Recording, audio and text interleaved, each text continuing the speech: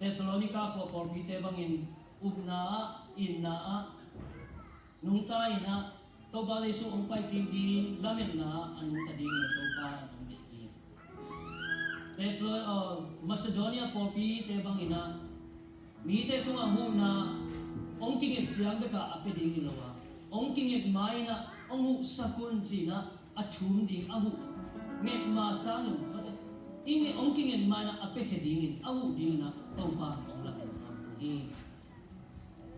Samana po bibang ina umna ding tipin bang zen na hak sana ong tuwag tali umna tay san lawa anong tadingin taupa di ayihi tunin taupa tung akadvekiyak ni dito pa ina ang lana ni tapin po taupa kaya dingin nung sipsap na hangin nung namin tunin kadve taupa ng masunga ang kiyan taupa kahigso ng tute kahigso na ding taguanin ina suma nakamal suma yakyan na una umna zungju kain set nate azuzuni taupa taguanin ong kia pinjina ifekin atu imnani ko.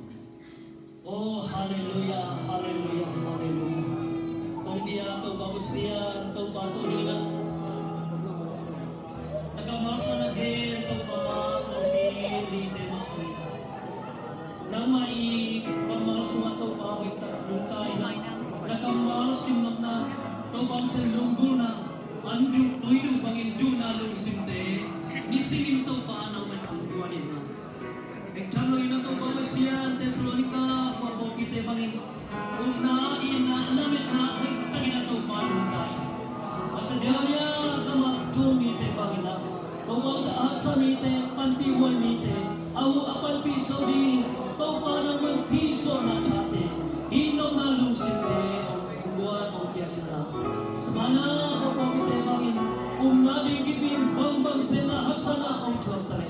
Nang maumna sumataw pa dingki pa, umna asipin ang dingin, taupa na mabisma ang kiahi. Kasyang tumo na mantatak ang buwani. Nahin natin atagin ang prog sa timna. Nang hepri natin atagin taupa ang lakter laitagan. Na makusma ang kiahi.